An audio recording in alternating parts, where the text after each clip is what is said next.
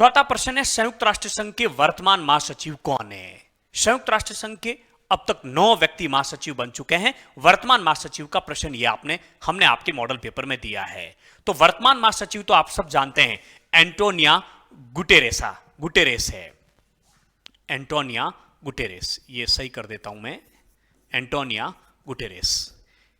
लेकिन आपसे प्रथम महासचिव भी तो पूछा जा सकता है। तो संयुक्त राष्ट्र संघ के प्रथम महासचिव यदि आपसे पूछ लिया जाए तो कौन है?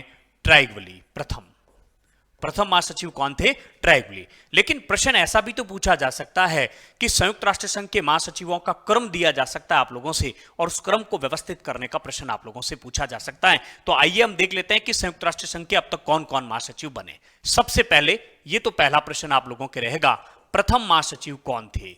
दूसरा प्रश्न, वर्तमान महासचिव की बात हम कर चुके हैं, वर्तमान 2017 से हैं वर्तमान। लेकिन ट्राइगवली के बाद कौन? डैग हैमरशोल्ड। नाम याद होने चाहिए, ध्यान रखना, Dag Hammarskjold. Number 3 U Thant. Number 4 Kurt Waldheim. Number 5 Javier Perez de Cuellar. Number 6 बुत्रस गाली। Number 7 Kofi Annan. नंबर 8 बान की मून, और उसके बाद में एंटोनिया। ये संयुक्त राष्ट्र संघ के 9 महासचिव आप लोगों को याद होने चाहिए। प्रथम और वर्तमान तो याद होने चाहिए, इसके अलावा बीच वाले 7 महासचिव भी आप लोगों को याद रखने हैं। हम अंत में आप लोगों को इसकी ट्रिक्स भी कभी बता देंगे कि किस प्रकार से इनको याद रखना है। चलिए आगे बढ़ते हैं। अगला प्रश्न है, निम्न में से कौन सी संधि अस्त्र नियंत्रण से संबंधित नहीं है? एक बात का ध्यान रखना, एक है शस्त्र नियंत्रण और एक है अस्त्र नियंत्रण। इन दोनों के बारे में आपका कॉन्सेप्ट क्लियर होना चाहिए। निशस्त्रीकरण और अस्त्र नियंत्रण 2 चीजें हैं। एक है निशस्त्रीकरण। निशस्त्रीकरण का मतलब होता है कुछ खास किस्म के हथियारों से बाज आना, यानी कि ऐसे हथियार जो बहुत अधिक विध्वंसक है, उनका न तो निर्माण करना, न उत्पादन करना, न उनका प्रयोग करना। दूसरी है अस्त्र नियंत्रण। अस्त्र नियंत्रण का मतलब है कि कुछ हथियारों को प्राप्त तो आप कर सकते हो, लेकिन उन हथियारों को प्राप्त करने और उनके प्रयोग करने के संदर्भ में कुछ नियम कानून कायदों का निर्माण किया गया। प्रश्न आपसे पूछा गया है कि निम्न में से कौन सी संधि अस्त्र नियंत्रण से संबंधित नहीं है? इसका मतलब 3 संधियां अस्त्र नियंत्रण से संबंधित है और एक संधि है वो निशस्त्रीकरण की है, और इसका उत्तर हो जाएगा आप लोगों के BWC, बायोलॉजिकल वेपन्स कन्वेंशन, जो 1972 में हुई थी, और इस पर 155 देशों ने हस्ताक्षर किए थे। ये निशस्त्रीकरण की संधि है, ध्यान रखना, और इसका पूरा नाम भी आप लोगों को याद रखना है, बी यानी बायोलॉजिकल वेपन्स कन्वेंशन। पिछली बार प्रश्न पूछा गया था CWC संधि कब प्रभावी हुई? तो 1972 में BWC और 1992 में। 20 प्लस कर दीजिए, इसमें 20 प्लस करते हैं तो वो हो जाती है CWC, केमिकल वेपन्स कन्वेंशन। ये भी आप लोगों को ध्यान रखना, और इस पर हस्ताक्षर किए थे 188 देशों ने, 181 देशों ने। तो BWC और CWC की जो संधियां हैं वो निशस्त्रीकरण की संधियां, जैविक और रासायनिक हथियार से संबंधित है, जिसमें जैविक हथियार और रासायनिक हथियारों को प्रतिबंधित किया गया। लेकिन इसके अलावा जो संधियां हैं ABM, SALT, NPT, ये सब अस्त्र नियंत्रण की संधियां हैं। ABM का पूरा नाम याद रखना है, एंटी बैलिस्टिक मिसाइल संधि कब की है? 1972 की। SALT second strategic arms limitation TT 1979। NPT nuclear non proliferation TT 1968। ये सब आप लोगों को याद होने चाहिए। ये प्रश्न इसलिए लिए, केवल आपको एक प्रश्न नहीं देना था, इसमें 4 प्रश्नों के उत्तर छुपे हुए, ध्यान रखना। 5 प्रश्नों के उत्तर है इसमें। आप कहोगे 5 कैसे? एक तो हो गया कौन सी निम्न में से अस्त्र नियंत्रण से संबंधित नहीं है, तो ये अस्त्र नियंत्रण से संबंधित नहीं है, ये निशस्त्रीकरण की है। दूसरा, इन चारों संधियों के कौन से वर्ष है और इनका पूरा नाम क्या है, ये और फैक्ट हमने आप लोगों को दे दिए, ये भी आप लोगों को याद होनी चाहिए, क्योंकि आपको पता है कि 7वें और पहले अध्याय में बहुत सी संधियां दे रखी, संधियों का प्रश्न जरूर आप लोगों के आएगा, और यही तो वो प्रश्न होंगे जिन पे हम लीड ले सकते हैं, अच्छे अंक प्राप्त कर सकते हैं। अगला, संविधान सभा की प्रारूप समिति के अध्यक्ष कौन थे? आप सब जानते हैं कि संविधान सभा की प्रारूप समिति के अध्यक्ष थे डॉक्टर BR अंबेडकर। लेकिन प्रश्न यह भी तो पूछा जा सकता है कि संविधान सभा के अध्यक्ष कौन थे? अध्यक्ष का प्रश्न यदि आप लोगों से पूछे तो वो कौन थे संविधान सभा के? डॉक्टर राजेंद्र प्रसाद। लेकिन आपसे यदि ये पूछ ले कि इसके अस्थायी अध्यक्ष कौन थे, जिन्होंने 9 दिसंबर 1946 को संविधान सभा की पहली बैठक की अध्यक्षता की थी, वो थे डॉक्टर सच्चिदानंद सिन्हा। और भारत के पहले प्रधानमंत्री का यदि आप लोगों से प्रश्न पूछ ले तो आपका उत्तर होना चाहिए ये। विशेष रूप से आप लोगों को ध्यान रखना है, डॉक्टर बी आर अंबेडकर प्रारूप समिति के जो है अध्यक्ष थे। अगला प्रश्न, भारत चीन युद्ध के समय रक्षा मंत्री कौन थे? ये फैक्ट है, ये तथ्य हैं, याद है तो याद है और नहीं याद है तो नहीं याद है। तो एक बात का ध्यान रखना, भारत चीन युद्ध के समय, पहली बात तो आपको पता होनी चाहिए कि भारत चीन के बीच युद्ध कब हुआ? 1962, 1962 में। 1962 में क्यूबा मिसाइल संकट था, इस बात का भी आप लोगों को ध्यान रखना है। 1962 में भारत में तीसरे आम चुनाव हुए थे। तीनों बातें आप लोगों को याद होनी चाहिए। तो भारत चीन युद्ध के समय रक्षा मंत्री थे वी के कृष्ण मेनन। आप सब जानते हैं कि भारत चीन युद्ध के समय देश के प्रधानमंत्री कौन थे? यदि ऐसा प्रश्न पूछ ले तो भारत चीन युद्ध के समय, यदि देखो मैंने प्रश्न चेंज कर दिया, भारत चीन युद्ध के समय प्रधानमंत्री कौन थे? उत्तर क्या हो जाएगा? पंडित जवाहरलाल नेहरू। लेकिन रक्षा मंत्री का प्रश्न है तो वी के कृष्ण मेनन, और इन्होंने अपने पद से त्याग पत्र भी दे दिया था क्योंकि उस युद्ध में हमें बहुत अधिक नुकसान उठाना पड़ा था। इंदिरा गांधी, आप जानते हैं कि 1971 में भारत और पाकिस्तान के बीच में जो युद्ध हुआ था उस समय देश की प्रधानमंत्री इंदिरा गांधी थी। ठीक है, अगला प्रश्न, 25 जून 1975 के दिन घोषित आपातकाल कौन सा आपातकाल? आंतरिक अशांति के आधार पर आपातकाल घोषित किया गया था। किस अनुच्छेद के तहत यह आपातकाल घोषित किया गया था? अनुच्छेद 352 के तहत। और संविधान के कौन से भाग में यह प्रावधान है? 18, संविधान के भाग 18 में अनुच्छेद 352 के तहत इंदिरा गांधी ने आंतरिक अशांति के आधार पर आपातकाल की घोषणा की गई थी तथा सत्ता के दुरुपयोग के अत्याचार और कदाचार के विभिन्न आरोपों की जांच करने हेतु किस आयोग का गठन किया गया था? प्रश्न यह है कि 1975 के अंदर जो 1975 में जो आपातकाल लागू किया गया था, इस आपातकाल की जांच करने के लिए किस आयोग का गठन किया गया था? इसका उत्तर आप लोग जानते हैं, शाह जांच आयोग। ध्यान रखना, मई 1977 में, मई 1977 में जनता पार्टी की सरकार के द्वारा, और जनता पार्टी के प्रधानमंत्री थे मोरारजी देसाई के द्वारा, जे.सी. शाह, सुप्रीम कोर्ट के भूतपूर्व न्यायाधीश थे जे.सी. शाह, इनकी अध्यक्षता में आपातकाल की जांच करने के लिए इस आयोग का गठन किया गया था। और इस आयोग ने अपनी रिपोर्ट में कहा कि जो कुछ भी हुआ वो क्या था? अति था। जो कुछ भी था वो क्या था? अति था। आ जाइए, मंडल आयोग। मंडल आयोग का गठन किया गया था 1978 में, और इसने अपनी रिपोर्ट दी 1980 में। ध्यान रखना, बीपी मंडल की अध्यक्षता में इस आयोग का गठन किया गया था, और इसका गठन भी मोरारजी देसाई की सरकार ने किया था, जनता पार्टी की सरकार ने किया था। इसे दूसरा पिछड़ा वर्ग आयोग के नाम से भी जाना जाता है, इस बात का भी आप लोगों को ध्यान रखना। काका कालेकर आयोग शायद आपके पाठ्यक्रम में नहीं है, लेकिन 1953 में इसका गठन किया गया था। इसे प्रथम पिछड़ा वर्ग आयोग के नाम से जाना जाता है। नानावती जांच आयोग का गठन वर्ष 2000 में किया गया था सिख दंगों की जांच करने के लिए। आगे चलिए, लाल डेंगा व राजीव गांधी के बीच में शांति समझौता कब हुआ? ये बहुत अच्छे प्रश्न है, ध्यान रखना। और ये वो फैक्ट है, वो तथ्य है जो हमारे अक्सर गलत होते हैं। तो लाल डेंगा और राजीव गांधी के बीच में, आप जानते हैं मिजो नेशनल फ्रंट की स्थापना लाल डेंगा ने की थी।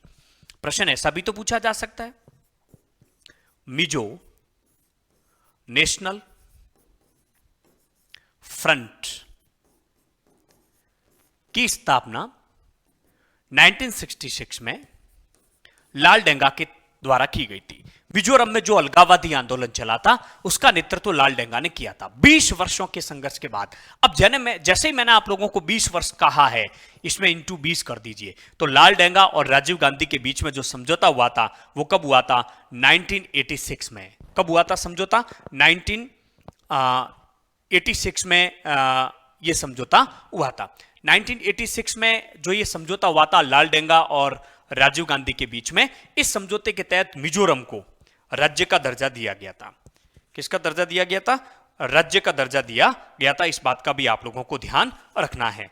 तो लाल डेंगा और राजीव गांधी के बीच में 1986 में यह समझौता हुआ था। लेकिन प्रश्न यह भी तो पूछा जा सकता है आप लोगों से कि पंजाब समझौता कब हुआ था? पंजाब समझौता कब हुआ था? तो ध्यान रखना, जुलाई 1985 में हरचंद सिंह लोंगेवाला और राजीव गांधी के बीच में कौन सा समझौता हुआ था? पंजाब समझौता हुआ था। हरचंद सिंह लोंगेवाला ये पंजाब समझौता था, ध्यान रखना, 1985 में हुआ था, सिख दंगों के बाद में। लेकिन प्रश्न क्या है, राजीव गांधी और लाल डंगिया के बीच में समझौता कब हुआ, तो उसका उत्तर आपके क्या होगा, 1986 होगा। 1984 में क्या हुए थे, सिख दंगे हुए थे। लिख देता हूं, घटनाएं आप लोगों को जोड़कर बता रहे ताकि आप लोगों को याद रहे। 1984 में सिख दंगे हुए थे। 1984 में 30 अक्टूबर 1984 में इंदिरा गांधी की क्या की गई थी, हत्या की गई थी। 1966 में क्या हुआ था, आप जानते हैं, ताशकंद समझौता हुआ था। ताशकंद समझौता 10 जनवरी 1966 में ताशकंद समझौता किस किस के बीच में हुआ था, लाल बहादुर शास्त्री, लिख देता हूं, लाल बहादुर शास्त्री और अयूब खां के बीच में। पीछे मैंने बताया था, अयूब खां के बीच में, लाल बहादुर शास्त्री और अयूब खां के बीच में समझौता हुआ था। कोई भी फैक्ट, कोई भी चीज बताते समय यदि कोई गलत तथ्य हमसे निकल जाता था, आप कमेंट्स करके जरूर बताएं, उसमें हम संशोधन कर देंगे। चलिए अगले प्रश्न की तरफ। 1984 के आम चुनाव में कांग्रेस पार्टी ने लोकसभा की कितनी सीटें जीती थी? बहुत अच्छा प्रश्न है, ऐसे प्रश्न पूछे जा सकते हैं क्योंकि हम आम चुनाव पढ़ रहे हैं 1952 से लगाकर 2014 तक। किसी भी आम चुनाव में सीटें पूछी जा सकती है। हमने एक प्रश्न लिया, इसके माध्यम से आपको पता चले कि कैसा प्रश्न पूछा जा सकता है। आप लोग निश्चिंत रहिए, मॉडल पेपर में जो हमने 90 प्रश्न लिए एक एक अंक के, इसके बावजूद भी एक एक अंक के प्रश्नों की आपको पीडीएफ भी अवेलेबल करवाएंगे और वो सारे प्रश्न हल आप लोगों को करवाएंगे। मैं आप लोगों को दावे के साथ कह सकता हूं कि 3 मॉडल पेपर आपने तैयार कर दिए और उसके बाद में एक एक नंबर के अंक और निबंधात्मक जो प्रश्न बचेंगे वो कुल मिलाकर हमने ये जो कॉस्ट दे रखा है इसको आप तैयार करके चले जाओगे। 75 से अधिक, आने तो 80 में से 80 चाहिए, लेकिन 75 से अधिक प्रश्न आपको यहीं से मिलेंगे। केवल 10 घंटे आप लोगों को देने हैं। 1984 के आम चुनाव में कांग्रेस को सीटें मिली थी 415, 3/4 सीटें मिली थी। कारण क्या था, इंदिरा गांधी की हत्या हुई थी और उसके ठीक बाद में चुनाव हुए थे। राजीव गांधी के नेतृत्व में चुनाव लड़े गए, पूरे देश ने जो है हम कह सकते हैं कि सहानुभूति दर्शाई और आज तक किसी भी राजनीतिक दल को लोकसभा में 415 सीटें प्राप्त नहीं हुई है। लेकिन यदि आपसे प्रश्न पूछ लिया जाए कि प्रथम आम चुनाव में कांग्रेस ने कितनी सीटें जीती थी, तब आपका उत्तर क्या होगा, 364। प्रथम आम चुनाव में। आपसे यदि प्रश्न पूछ लिया जाए द्वितीय आम चुनाव में कांग्रेस को कितनी सीटें मिलेगी थी, आपका उत्तर होगा 371। और आपसे यदि प्रश्न पूछ लिया जाए तृतीय आम चुनाव में कांग्रेस को कितनी सीटें मिली, आपका उत्तर होगा 361। आपको यह भी ध्यान रखना होगा कि प्रथम आम चुनाव 1952, दूसरे आम चुनाव 1956, तीसरे आम चुनाव 1957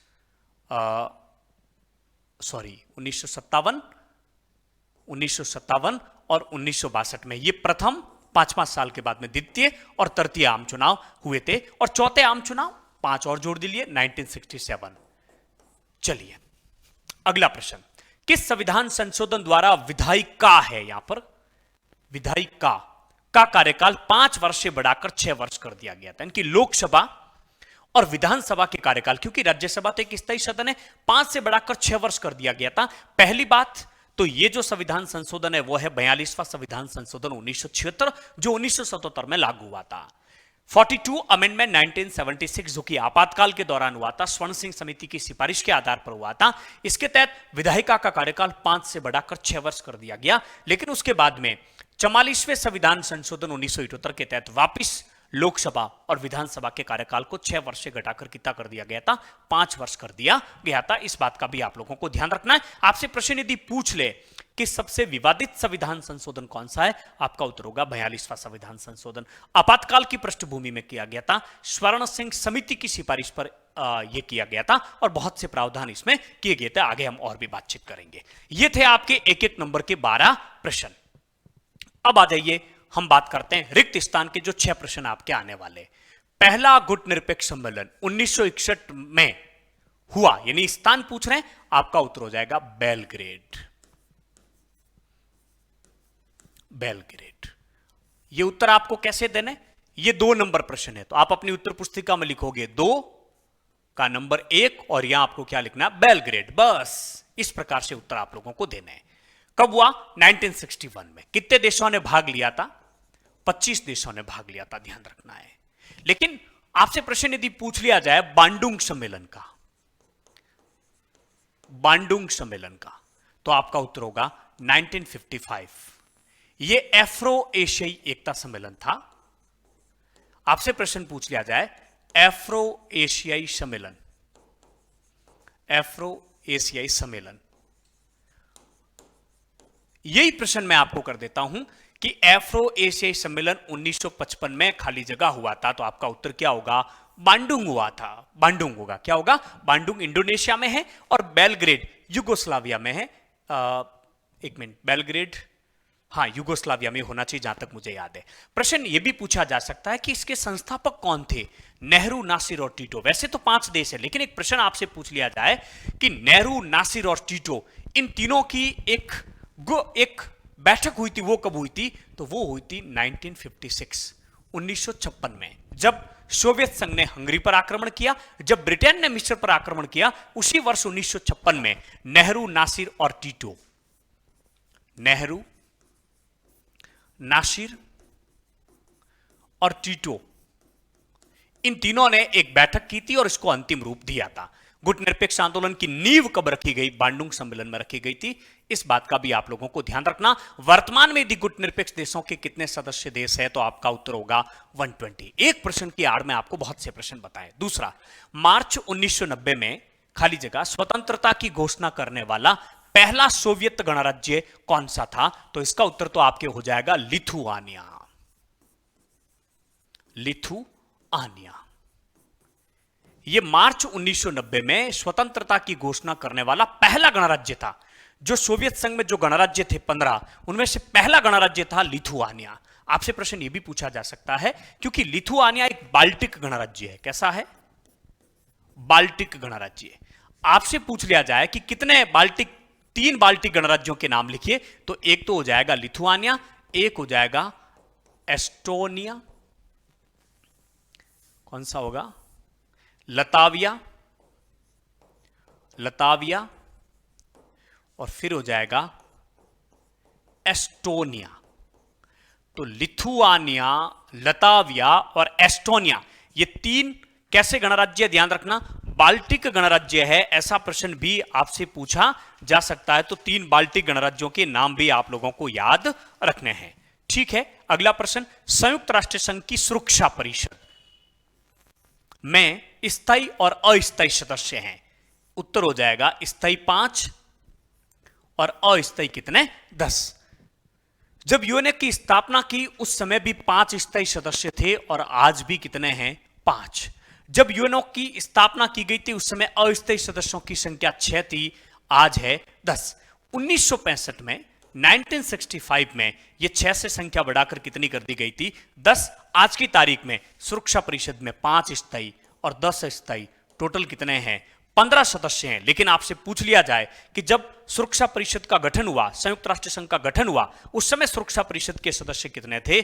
आपका उत्तर होगा 5 + 6 = 11। इतना ध्यान आप लोगों को रखना होगा। ठीक है, भारत सरकार ने योजना आयोग के स्थान पर 1 जनवरी 2015 को नई संस्था ...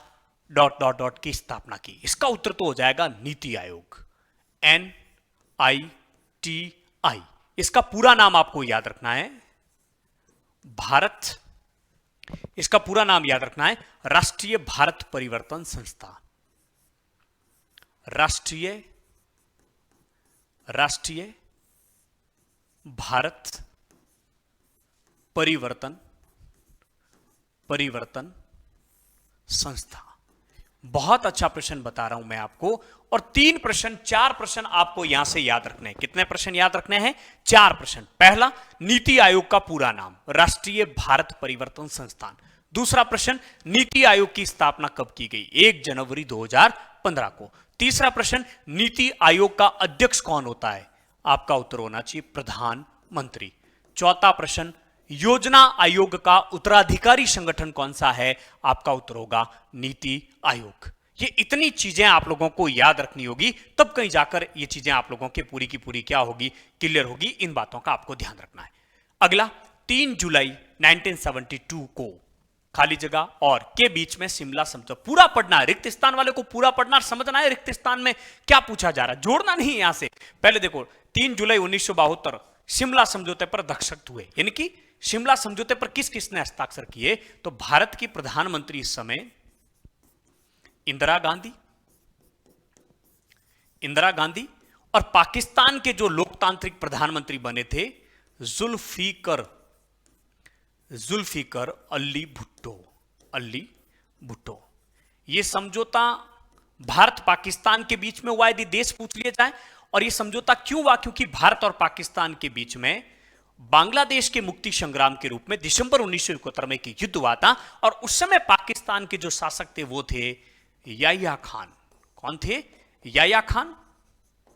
लेकिन जैसे ही पूर्वी पाकिस्तान बांग्लादेश बन जाता है, याह्या खान को सत्ता छोड़नी होती है और पहले लोकतांत्रिक प्रधानमंत्री बनते हैं जुल्फिकर अली भुट्टो। इनके और इंदिरा गांधी के बीच में कौन सा समझौता होता है? शिमला समझौता होता है। अगला, वर्ष ... बहुजन समाज पार्टी की स्थापना की गई थी। तो पहला प्रश्न तो ये हो गया कि बहुजन समाज पार्टी की स्थापना किसने की? आपका उत्तर हो जाएगा काशीराम ने। और यदि प्रश्न ऐसा पूछ लिया जाए कि कब की गई? 1984 में बहुजन समाज पार्टी की स्थापना की गई। इस बहुजन का मतलब क्या? बहुजन का मतलब एसटी, एससी, ओबीसी और अल्पसंख्यक। और इन लोगों का मानना था कि हम संख्या में बहुत अधिक है, हम बहुजन हैं और हम सब चाहे तो सत्ता प्राप्त कर सकते हैं। और आप जानते हैं कि बहुजन समाज पार्टी को विशेष रूप से पंजाब, हरियाणा और उत्तर प्रदेश के दलित मतदाताओं का समर्थन प्राप्त है। आप ये भी जानते हैं कि 1989 और 1999 में बहुजन समाज पार्टी ने उत्तर प्रदेश में अपनी सरकार भी बनाई थी। तो ये सारी चीजें आप लोगों को ध्यान में रखनी है। अब है आपके एक एक नंबर के प्रश्न, एक लाइन में इन प्रश्नों के उत्तर देने। एक और बात, बहुत बड़ा पेपर रहेगा, 53 प्रश्न रहेंगे, 53। उनमें से आपको 50 प्रश्न करने, क्योंकि 3 जो 4-4 नंबर के प्रश्न है उनके आपके विकल्प रहेंगे, दोनों में से एक करने। पूरा पेपर अटेंड होना चाहिए, इसलिए एकदम।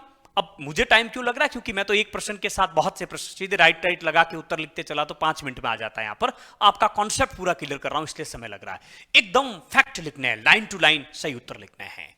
सोवियत संघ के विघटन के बाद रूस के प्रथम राष्ट्रपति कौन बने? आपका सीधा उत्तर होना चाहिए बोरिस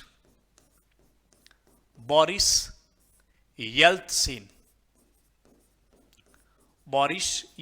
बस कैसे करोगे? 3 नंबर प्रश्न है, ध्यान रखना। तो आप लिखोगे क्वेश्चन नंबर 3 का पहला और इसमें आपको लिखना बोरिस येल्त्सिन। बस 1 सेकंड लगे, 5 सेकंड लगेंगे अधिकतम। प्रश्नों के उत्तर आ रहे हैं, 5 सेकंड लगेंगे, बस इतना ही उत्तर लिखना है। लेकिन कुछ बातें और बता देता हूं आपको। 1990 के अंदर बोरिस येल्त्सिन ने विशेष रूप से जून 1991 में, ध्यान रखना, जून 1991, ये एक्स्ट्रा बातें हैं। जून 1991 में इन्होंने कम्युनिस्ट पार्टी से त्यागपत्र दिया और मिखाइल गोर्बाचेव के विरुद्ध में विद्रोह किया।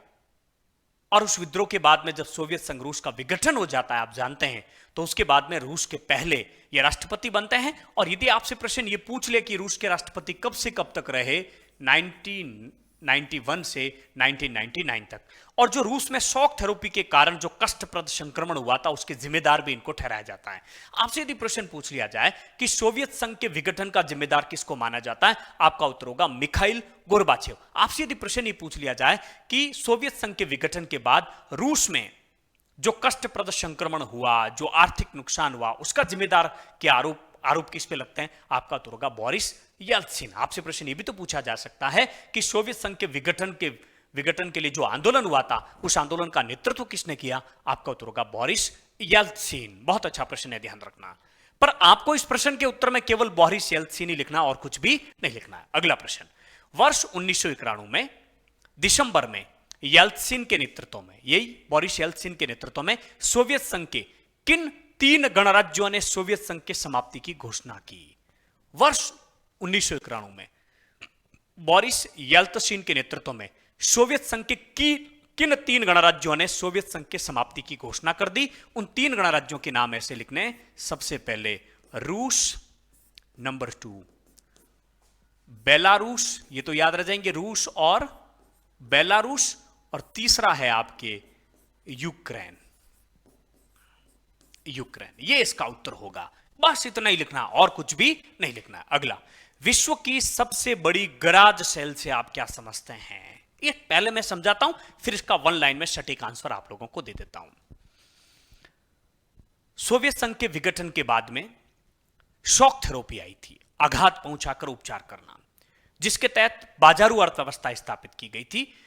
जितने भी सार्वजनिकरण, सरकार के जितने भी उपक्रम थे, जितने भी बड़े बड़े उद्योग धंधे थे, उन सब की नीलामी की गई। लाखों करोड़ों अरबों के उद्योग धंधों को औने पौने दामों में बेच दिया गया था। इसी को कहते हैं विश्व की सबसे बड़ी गराज सेल। जैसे औने पौने दामों में सारी चीजों को बेचा गया था। तो इसका एकदम सटीक उत्तर आप लोगों को लिखना है कि इसका एकदम आप लोगों को सटीक आंसर लिखना है कि महत्वपूर्ण उद्योगों को, मैं लिख देता हूं, महत्वपूर्ण उद्योगों को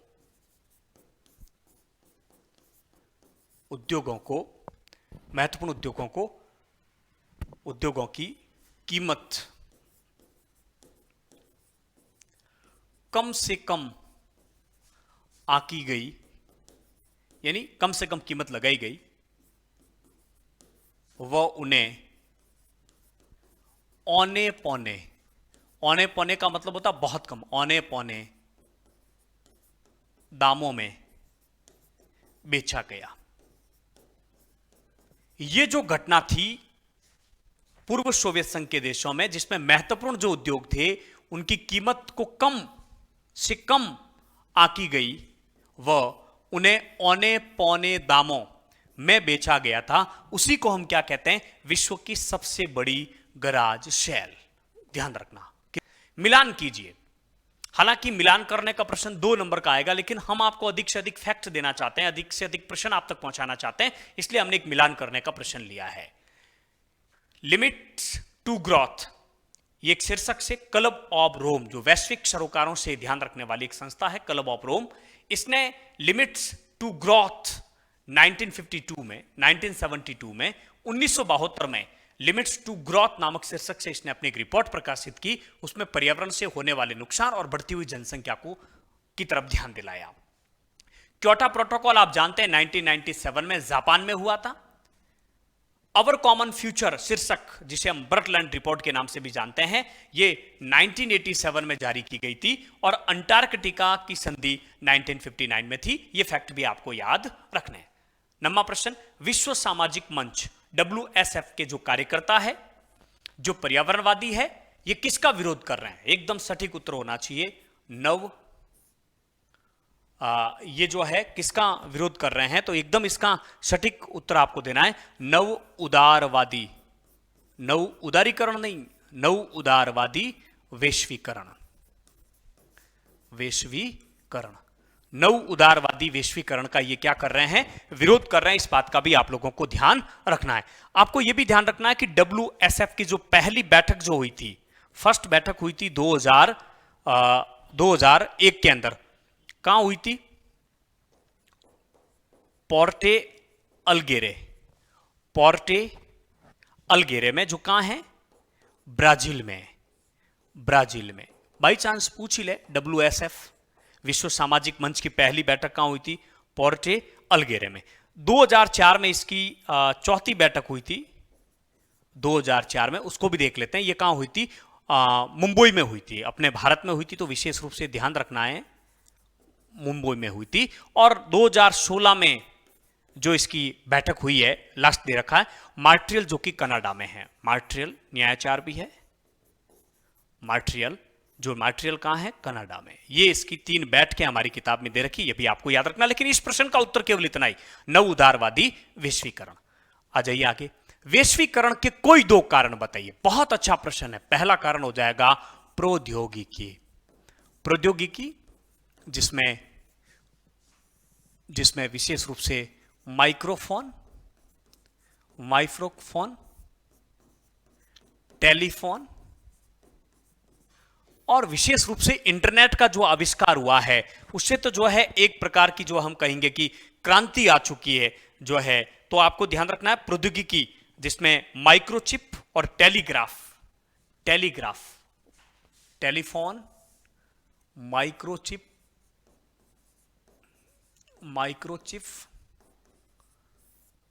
टेलीग्राफ, टेलीफोन और टेलीग्राफ का जो आविष्कार हुआ, जिससे संचार की क्रांति हो गई, संचार क्रांति। और दूसरा, नंबर 2 हो जाएगा विश्वव्यापी पारस्परिक जुड़ाव, विश्वव्यापी पारस्परिक जुड़ाव, विश्वव्यापी पारस्परिक जुड़ाव, जिसके तहत मुद्रा, सेवा, वस्तुओं, विचारों का आदान प्रदान हुआ। ये दो बड़े कारण है वैश्वीकरण के, और बहुत अच्छा प्रश्न है।